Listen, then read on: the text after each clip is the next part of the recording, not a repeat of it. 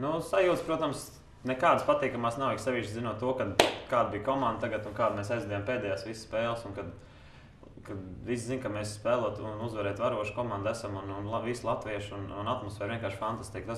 Tas bija visžēlāk bija prom braukt tieši no šitādas komandas un šķirties no džekiem, zinot to, ka mēs varējām mierīgi šogad vinēt Latvijas čempionu titulu un arī pacīnīties bez sevi Baltijas līgā pa vietām. Tā kā es domāju, tas bija pats arī grūtākais. Un treneris arī mums ir labs un tā kā es domāju, progresējuši komandu.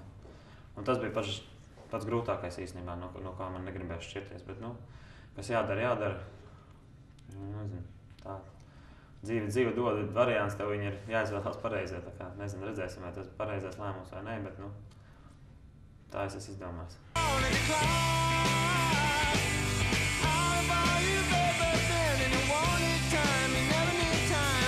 Par to Itāliju.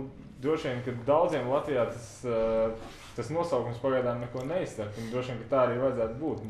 Cik tu pats zini daudz par to savu jauno darbu vietu? Neko īstenībā daudz nezinu, bet cik es iegāju pāris reizes viņu mājaslapā un paskatījos sastāvu un viņu vietu tabulā, tad neko daudz nezinu, bet zinu to, ka es tur būšu tajā komandā, lai komanda neizkrist no otrās divīzijas, no otrās līgas un lai gan no 5. un pirmspēdējās vietas tur šķir tikai 2 uzvaras. Tā kā vēl ir reāli arī tikšana play-offos. Tas nav vienīgais uzdevums, kā es tur braucu. Bet, tā ir pilsēta blakus Boloņai un tas arī īsumā viss, ko es zinu par to pilsētu. Nebija konsultācijas ar Kristofu Janičēnoku? Vēl neesmu sazvanījies, bet noteikti, ja viņš ir lietas kursā. Es domāju, ka rīt aizbraukšu, arī uzzvanīšu viņam no turienes. Es domāju, viņš man liekas no maniem kaut kāds 150 km. Es domāju, tiksimies viņi noteikti. Kad jums ir pirmā savstarpējā spēle, nesat vēl noskaidrot? Vēl neesmu tik tālu, vēl neesmu. Baigi daudz, kas darāms, tā kā vēl neesmu tik tālu paskatījies. Tur būs laika noskaidrot visu to pārējo. Klau par to, cik sen, teiksim, tu zināji to, kad ir šis Itālijas variants, te visādas baumas jau klīda, tā tālāk, Ukrainas, vēl kaut kas. Principā nesen īstenībā. No sākuma bija pavīdēja variants, ka viņi interesi ir tā kā arī no daudz klubiem. Bija interesi, tā kā es nopietni to neņēmu, bet kontraktu viņi atsūtīja tikai vakar no rīta. Un tad es arī sāku lēnām domāt un pieņemt lēmumu. Tā kā ne īpaši sen, jā. Uz cik ilgu laiku ir tas līgums? Līdz sezonas beigām. Tad redzēsim, kā dzīvo tālāk. I don't need a right to ride. I don't feel approaching the time.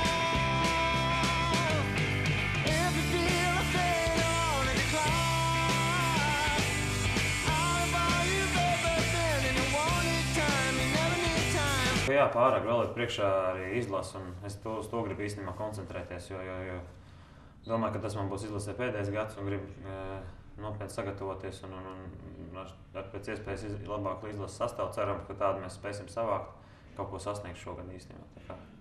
Tikt vismaz ārā no grupas un kaut ko parādīt astotniekā. Aizspēlēsies līdz pusfinālam, tad liksies, ka vēl vajadzēs. Tieši tā, nekad neko nevar zināt. Galvenais ir savākt visu džeks un beidzot saņemties un tiešām parādīt kaut ko tā kā.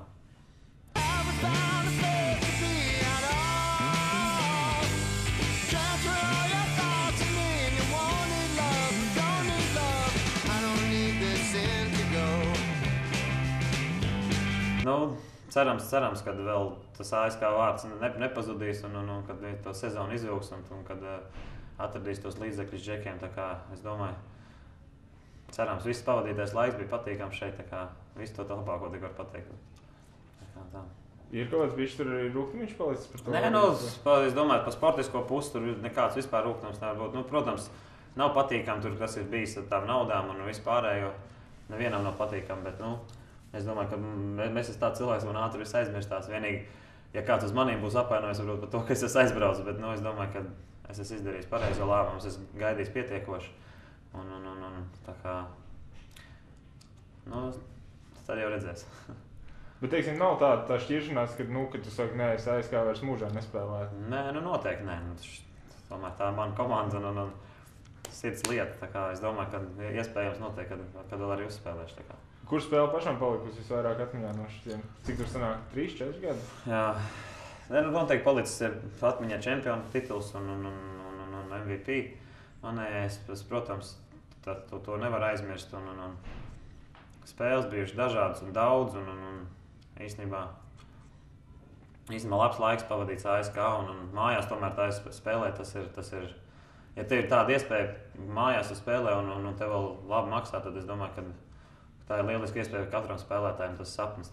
Es pilnīgi apmierināts ar šeit pavadītiem gadiem. Es domāju, ka es ieguvējos tikai tā. Reāli spēle es vienu atsevišķi tā nevaru atcerēties. Varbūt Ventspils pēdējo spēli, kas man sanāca metiens pēdējais. Bet, tā kā. Faniem vēl kaut kāds pirms braukšanas projām pēdējais, ko tu gribētu pateikt? Žēl, kad man sanāca, kā saka, fanus, kā saka, nevar atrast vārdu.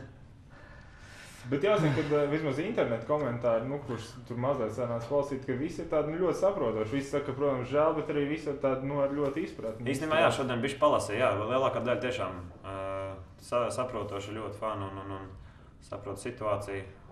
Kaut gan arī gadās par kādam tādam riebīgam komentāram, bet tas ir normāli, un bez tā nevar iztikt, tad to nav jāņem galvā. Bet, principā, es gribētu faniem pateikt, ka viņi bija vienkārši fantastiski. Es domāju, ka ASK vispār var lepoties ar saviem faniem. Viņi bija labākie visu to gadu garumā un mums palīdzēja visur un brauc līdzi mums. Un vienmēr atbalstīja mūs, ne tikai, ka mums labi gāja, arī ka grūti gāja. Es domāju, ka fani mūs baigi labi un cerams, ka viņi tādi arī paliks.